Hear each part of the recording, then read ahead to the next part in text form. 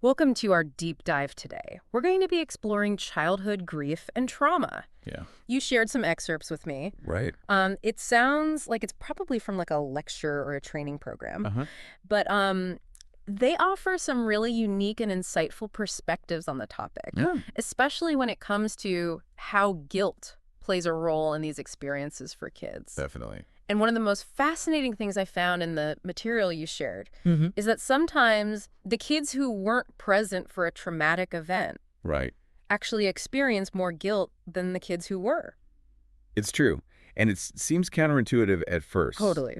But when we really unpack the differences between, what grief is and what trauma is, Yeah. and how those experiences actually get, wired into a child's world, Yeah. it'll start to make a lot more sense. Okay, so let's start there. What are the key differences between grief and trauma? Okay. Because to me, those seem like pretty heavy, like intertwined concepts. They are intertwined. And it is really important to understand, though, how they differ, Okay. because they do overlap a lot. But grief is like that natural, human, universal response to loss. Okay. When like a grandparent passes away or a beloved pet dies. Right. It's heartbreaking, Mm-hmm. but it doesn't fundamentally threaten a child's sense of feeling safe Gotcha. and secure in the world. Okay. Trauma, though, really does. It kind of shatters that sense of safety. So like a child coping with a parent's death from a long illness, Yes. which was one of the examples in here, right? Yes. Would be experiencing grief, but a child witnessing some kind of violent act would be dealing with trauma. Exactly. That's Yeah. a great distinction. And that feeling of their safety being violated, like that line being crossed, Yeah. is crucial, because trauma attacks like a child's core understanding of the world Right. as like a predictable, safe place. Right. It's like the rug's been pulled out from under them. And speaking of things getting shaken up, the material talks about implicit memory, Yes. which seems like a really key part of how trauma gets embedded in a child. Yes. So what is that exactly? What is implicit memory? Okay, so think of it this way. You know how certain smells Yeah. can instantly transport you back to a specific memory from your childhood? Oh, totally. That's implicit memory at work. Right. It's the idea that trauma isn't just stored as a story in your mind, Right. but it actually gets woven into your body and your senses. Oh, wow. So a specific sound, a flash of light, a certain touch, Yeah. those can all trigger this flood of emotions and physical sensations that are all related back to that traumatic event, Okay. even if the child isn't consciously aware Wow. of the connection. So there's that really powerful example in here of the child who gets startled every time his dog comes bounding down the stairs. Yes, that's a good example. Mm. Because that sound, those heavy footsteps, Yeah. unconsciously reminds him of the day that his father fatally fell down those same stairs. Oh, wow. These implicit memories are so powerful, right? Because they operate beneath the surface. Right. It's outside of their conscious thought. It's so interesting. And that can actually help to explain why a child may be having these seemingly out of the blue Right. reactions or behaviors. Yeah. Because they're being driven by these hidden memories Wow. that they can't fully access or put into words. So it's not just like a mental or an emotional experience. Yeah. It's literally stored in the body itself. Precisely. Almost like a physical echo of the event. Yes. That's wild. And, this might even resonate with you. Think about a time where you had a strong reaction to something that seemed maybe irrational at the time. Mm-hmm. Could it be that maybe an implicit memory was triggered? Wow. Something that maybe you haven't fully processed from your past. It's a fascinating way to look at how our past experiences, even the ones we think we've moved on from, Right. can still shape our reactions today. Wow. That's really making me think. Okay, so with this understanding of implicit memory, Okay. how does it change the way guilt shows up in trauma versus in grief? Okay. Well, let's think about it this way. With grief, guilt tends to center around things we wish we had done differently. Okay. Words left unspoken or actions not taken. Right. But with trauma, the guilt takes on this much heavier, more complex form. Okay. It becomes intertwined with shame and self-blame Right. and this feeling of utter powerlessness. There's that really poignant story in here about the adopted child who, after a traumatic adoption experience, Yeah. drew himself as a no prize from Yeah. a Cracker Jack box, discarded and worthless. Exactly. And it breaks your heart, but it also so vividly illustrates how trauma can really distort a child's Yeah. sense of self. And this actually ties back to that surprising finding about guilt in the kids who weren't present during a trauma. All right. The study by Hughes and his colleagues found that the children who were not present during a school shooting actually Mm. experienced higher levels of guilt than the ones who were. Now that is really surprising. It is. How can that be? Well, what the researchers found is that these children were tormented by thoughts like, if only I had been there, maybe I could have done something. Right. Or even, maybe it should have been me instead. Oh, gosh. And it's rooted in this profound sense of powerlessness Right. and almost this like magical thinking that they could have somehow changed the outcome. It's heartbreaking to think about kids carrying that kind of weight. Yeah. And the source material also points out that traditional talk therapy can sometimes fall short when working with traumatized children. Yes. Why is that? Well, remember those implicit memories? Yes. Trauma often gets locked away in the body. It's in sensations and feelings that are difficult to put into words. Right. It's almost like if you try to, describe a dream perfectly, Yeah. the essence of it often gets lost in translation. Right. So how do we help kids process these experiences if words aren't enough? Well, that's where this program called SIT CAPKI comes in. Okay.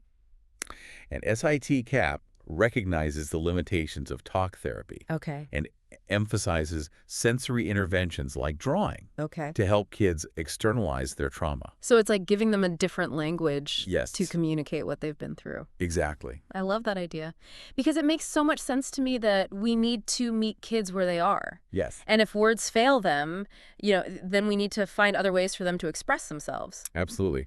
And the source material actually includes a really compelling case study that illustrates this point perfectly. Oh, perfect. Have you heard of Alicia? Tell me about Alicia. So Alicia's an 8-year-old girl, Okay. and she was dealing with the trauma of losing her mother to cancer. Oh, wow. And so while this wasn't a violent trauma in the traditional sense, Right. it still really deeply affected her. Okay. And she was experiencing intense grief, a lot of anxiety, even physical Oh, symptoms. gosh. Okay. So how did they use drawing to help her process what she was going through? Well, they started by asking Alicia to draw a picture of her mom when she was sick. Okay.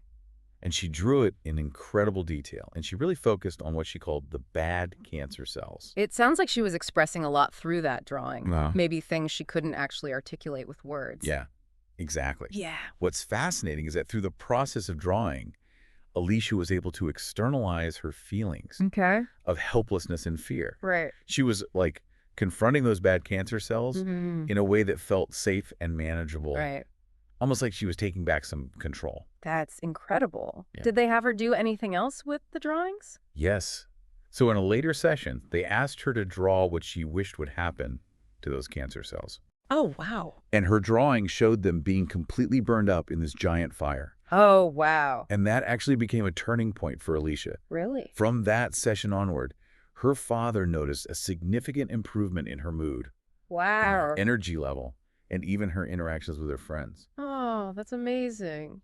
So even though Alicia's trauma wasn't caused by, like a violent act or something, Right. it still had such a profound impact on her. Right. And these sensory interventions, like drawing, really seem to offer her a way to heal. It's a powerful example of how even what we might consider less severe trauma Yeah. can still leave deep scars, Right. and how crucial it is to provide kids with outlets for expression Yes. that go beyond just talking. This is already making me rethink how we approach childhood trauma. Good. So much of what we've talked about so far focuses on, like, the impact of trauma, but what about solutions? Like, Right. what can we do to help kids who are struggling with these experiences? That's a great question, and it's a perfect segue into exploring this concept of private logic, Okay. which is how a child's understanding of the world Right. gets shaped by their trauma, Mm. often in ways that make perfect sense to them, Okay. but might seem, unusual Yeah. or even concerning to others. Okay.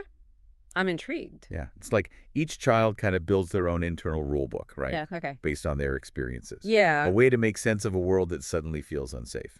So it's not just about the event itself, Right. but how they internalize and interpret it. Exactly. Okay, Yeah. that makes sense. Can you give me an example of what this private logic Sure. might look like in a child who has experienced trauma? Sure. So imagine a child who's been through repeated physical abuse. Okay. Their private logic might become something like, I have to be in control all the time Mm-hmm. because if I'm not, I'll be hurt. Right. Or I can't trust adults because they always end up hurting me. And these beliefs, while they're understandable, given what they've gone through, Yeah. can lead to behaviors that others might see as aggressive or defiant Oh, or even withdrawn. that's so heartbreaking, but it also makes perfect sense. Right. Like, if a child's world has consistently felt unsafe, Yeah. they're going to develop ways to protect themselves, even if those ways seem, counterproductive or unhealthy to those of us who haven't experienced Right. that kind of trauma. Absolutely. And the thing is, you can't simply reason a child out of their private logic. Right. It's not about them being stubborn or difficult. It's about them trying to survive Right. in a world that feels incredibly threatening. So if trying to reason with them or explain things logically doesn't work, Right. what can we do to help these children shift those deeply ingrained beliefs? Well, this is where those sensory interventions we talked about earlier, Okay. like drawing, music, or even movement, can really come in. Okay. By engaging them on a sensory level, we can start to create new, positive experiences Mm-hmm. that can slowly chip away Hmm. at that private logic. So it's about offering them new experiences that contradict those negative beliefs, showing them through, like feeling and doing, Yes. that the world can be a safe and trustworthy place. That's a great way to put it. It's not about erasing their past experiences, Yeah. but it's about providing them with these new reference points, Right. new possibilities. I can see how that would be a much more effective and compassionate approach Right. than just trying to reason with them or telling them they shouldn't feel the way they do. Exactly. Yeah. And the source material also highlights another important aspect of trauma, Okay. which are the survival behaviors that Uh. children often develop. Okay. And these are the actions they take, often unconsciously, Right. to protect themselves Great. and cope with that overwhelming fear and anxiety that they're experiencing. What are some examples of these survival behaviors? Well, they can really vary depending on the child and the type of trauma. Okay. Some children might become withdrawn and isolated, Okay. while others might become like hypervigilant, constantly on guard. Yeah. Some might act out aggressively, Yeah. while others might engage in self-harm Right. or other risky behaviors. And again, these aren't conscious choices, but their bodies and minds' ways of Right. trying to cope with overwhelming stress and fear. Exactly. So approaching these behaviors with compassion and understanding is key, Right. because punishment or reprimands will only reinforce their sense of an unsafe Right. and unpredictable world. So how can we as adults, best support these children Yeah, and help them develop healthier coping mechanisms? that's a great question. The source material really emphasizes creating what they call a trauma-informed environment, Okay. a space where children feel safe, supported, and empowered. Okay. This means, first of all, understanding the impact of trauma, responding with sensitivity and patience, Right. and providing consistent, predictable routines. So it's about creating that sense of stability and security. Yes. They might be lacking essentially the opposite of the chaos and fear Yeah, they may have experienced. precisely. And it's not just about the physical environment, but also the emotional one. Right. Building trust, validating their feelings, Mm. and providing outlets for safe self-expression. Right. These are all crucial. Yeah. It sounds like so much of this comes down to truly seeing the child, Yes. understanding their experiences, respecting their coping mechanisms, Yes. and providing the support they need to heal and thrive. Well said. Now, despite the heavy impact of trauma, Yeah. the source material also introduces this concept of post-traumatic growth, or PTG. Okay. And it's this amazing idea that while trauma can be incredibly damaging, Yeah. it can also spark profound personal growth and Yeah. resilience. So it's not just about recovering from the trauma, but potentially coming out of it stronger Yes, and more resilient than before. exactly. While not everyone who experiences trauma will experience PTG, Right. it's important to remember that healing and growth are possible, Yeah. even in the face of incredible adversity. That's really hopeful. It is. So how can we as adults help nurture this post-traumatic growth Okay. in children who've gone through these, difficult situations? Well, there are many ways, but giving them a sense of agency and control is key. Okay. So this involves offering choices whenever possible, Right. empowering them to make decisions, Okay. and encouraging them to actively participate in their own healing journey. So it's like helping them reclaim that sense of power and control that was Yes, taken from them during the traumatic experience. precisely. Helping them find meaning in their experiences is also crucial. Okay. This could involve connecting them with others who have been through similar situations, Right. encouraging them to maybe use their experiences to help others, Hmm. or simply helping them recognize how their experiences have shaped them Yeah. into the strong, resilient individuals they're becoming. It's about helping them see that while their past experiences were undeniably painful, Right. they don't have to define them or limit their future. Exactly. And now, shifting gears a bit, Okay. the source material kind of delves into the specifics Okay. of drawing as a therapeutic tool in SIT-CAK. Okay. And it compares it to what's called the ethnographic interview process, Okay. which is a qualitative research method that's used to understand cultures and social groups. Okay. I'm curious about the connection. Yeah. How are they similar? Well, they both aim to gain deep insights into a person's world. Okay. Their beliefs, their values, their experiences. Right. However, while the ethnographic interview relies heavily on language Okay. and verbal communication, Right. SIT-CAP uses drawing Okay. to tap into those deeper levels of understanding Right. that might be difficult to put into words. So it's like giving them another language Yes. to communicate with, bypassing the verbal barriers Yeah. that often arise when dealing with complex emotions and traumatic experiences. Exactly. And because drawing engages the right hemisphere of the brain, Mm-hmm. where emotions and sensory information are processed, Right. it can be a powerful tool for children to access and express Yeah. those implicit memories we discussed earlier. Right. And the source material makes it clear that drawing in SITAC app isn't meant to be an assessment tool, Right. but a vehicle for self-expression and healing. Right. Can you elaborate on that? Sure. It's about creating a safe and empowering space Okay. for children to express themselves Right. without judgment or interpretation. Right. It's not about analyzing their drawings or searching for hidden meanings. Right. It's about honoring their unique perspectives Okay. and giving them the freedom to communicate authentically. So it's about shifting the power dynamic, moving away from that traditional model where, the adult is the expert and Wow. the child is the patient, Yeah. to a more collaborative approach, Yes. where the child is, leading Yeah. and the adult is observing Right. with curiosity. That's a great way to put it. The source material provides several examples Okay. of how drawing can help children process trauma, Okay. including a really interesting case study about a teenager named Sabina. Okay. I'd love to hear about Sabina. How did drawing help her? So Sabina had a long history of trauma, Okay. including abuse, neglect, and multiple foster care placements. Wow. She was also battling an eating disorder Okay. and exhibiting some behavioral issues. So she was facing a lot of complex challenges. Yeah. How did drawing fit into her therapy? So initially, Sabina was very resistant to the idea of drawing. Okay. She had been in therapy for years Okay. and kind of become disillusioned with the process. Right. But after a few sessions using SIT-CAP, something incredible happened. Yeah. Her eating disorder, Oh. which had been a really persistent issue, Hmm. completely vanished. Wait, really?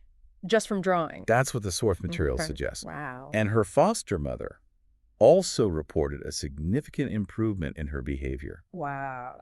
It seems that giving Sabina this nonverbal outlet to express her trauma, Yeah.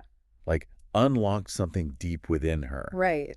that traditional talk therapy hadn't been able to access. That's remarkable. It speaks to the power of these sensory interventions Yeah. to reach children on a deeper level, Yes. bypassing those intellectual and emotional barriers Yeah. that might prevent them from fully engaging in the healing process. Absolutely. Yeah. And Sabina's case also highlights the importance of tailoring interventions Okay. to each child's individual needs. Right. What works for one child might not work for another. Right. So it's crucial to be flexible Yeah. and responsive to their unique preferences. So it's not like a one-size-fits-all approach. Right. but about meeting the child where they are Yeah. and offering them a toolbox of options to choose from Right. based on what feels right for them. Exactly.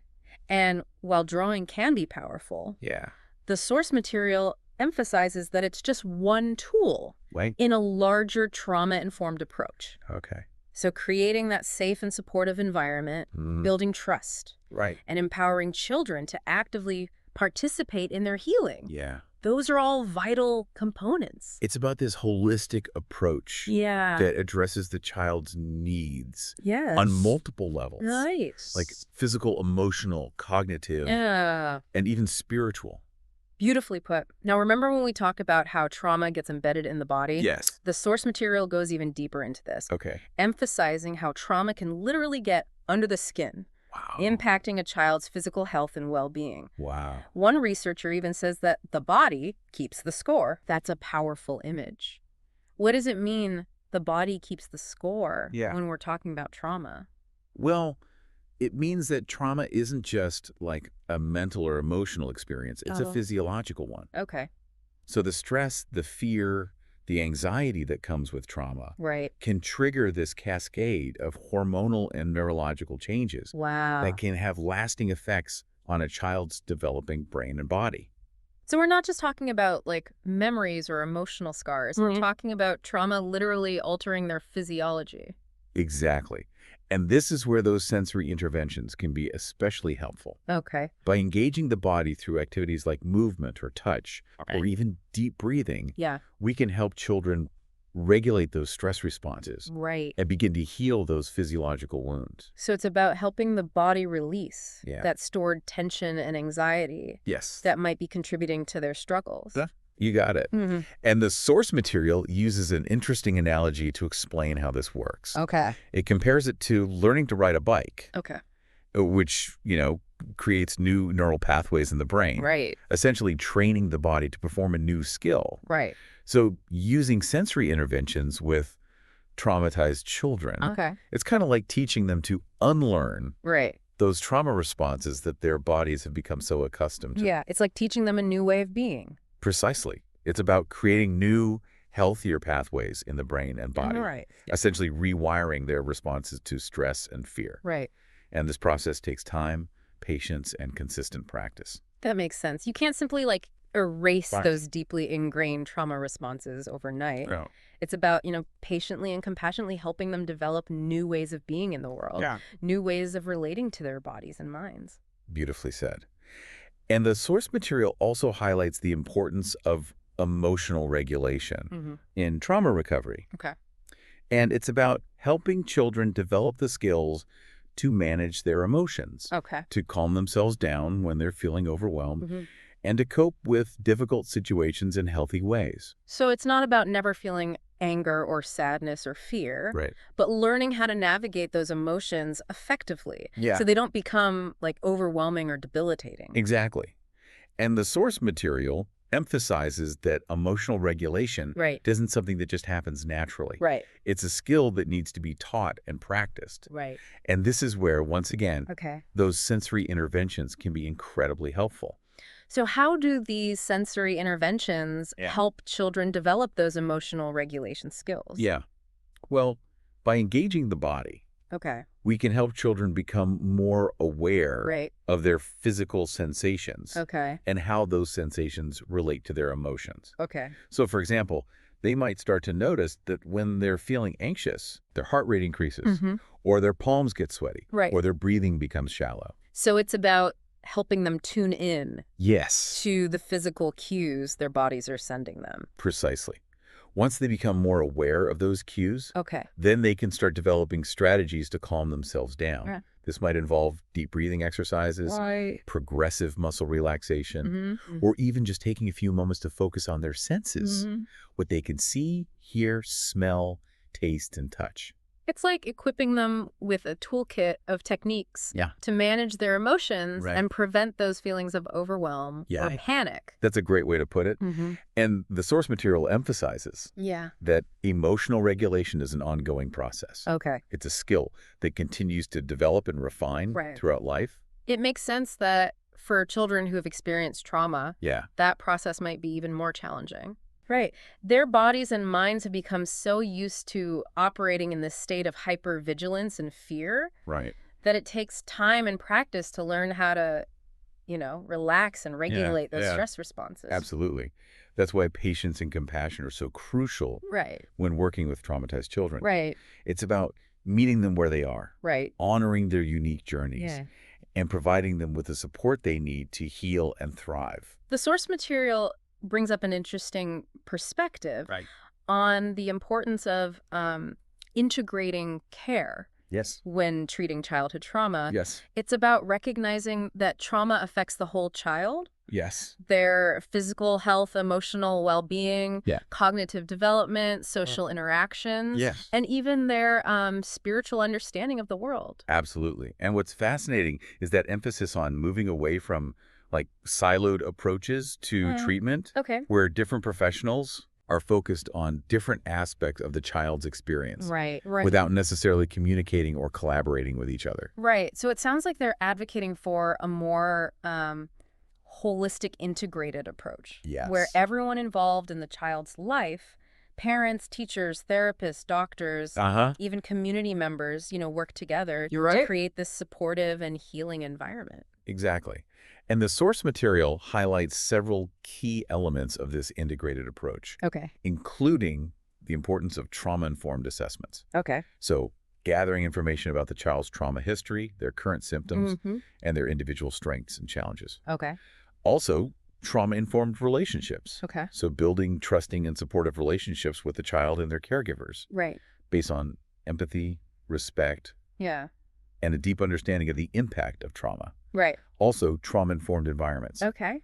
So creating safe and predictable spaces where children feel comfortable, supported, Right. and empowered to heal. Right. And finally, trauma-informed interventions. Okay.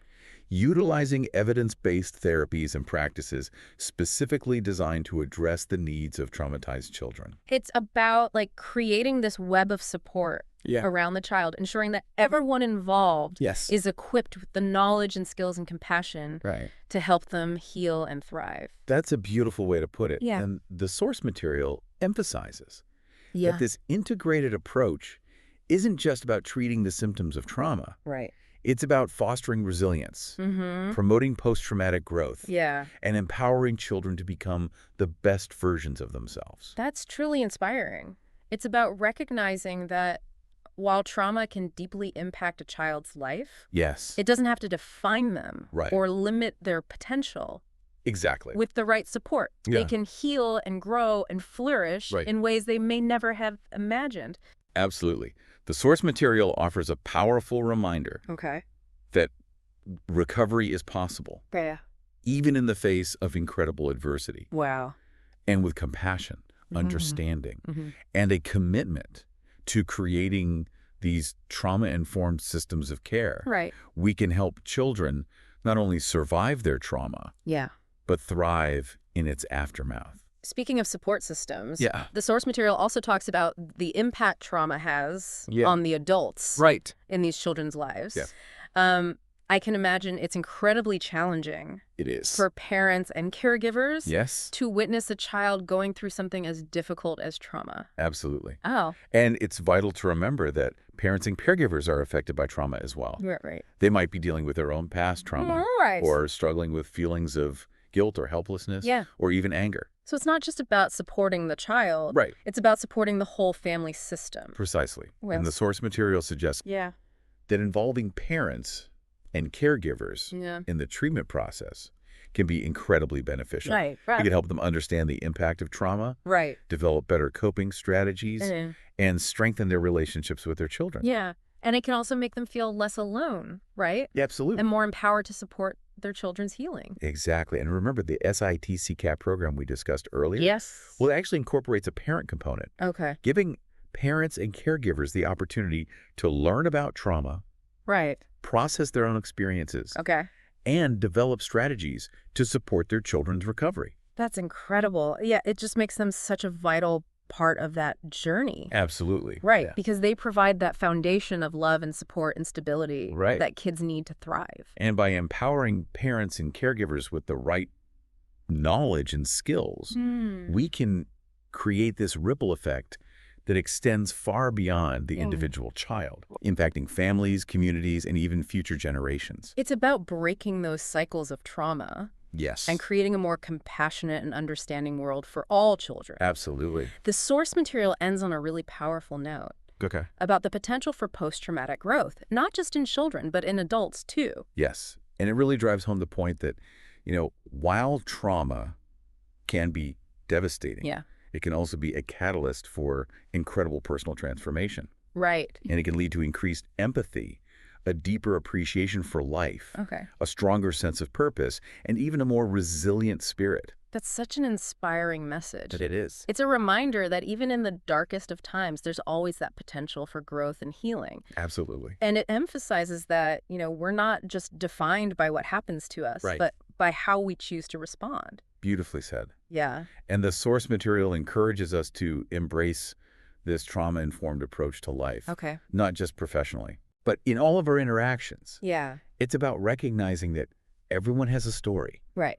everyone has faced challenges, Right. and everyone deserves compassion and understanding. That's a beautiful way to wrap up this deep dive. Yeah. It's about shifting our perspective Right. away from that judgment and blame Mm-hmm. and embracing a more compassionate and understanding view Yeah. of ourselves and the world around us. It's about recognizing that healing is possible, Right. growth is possible, Right. and that even in the face of adversity, we can choose to emerge stronger, wiser, Yeah. and more connected to the world. So as we conclude this exploration into childhood grief and trauma, Mm-hmm. we're left with, I think, a really powerful question. Okay. How can we, individually and as a society, Yeah. create a more trauma-informed world? Right. A world where all children feel safe, supported, and Yes. empowered to heal and thrive. Right. We encourage you to, sit with this question. Explore it in your own life. Yeah. And consider how you might contribute to building that more compassionate, Right. understanding world we all long for. Thanks for joining us for this deep dive.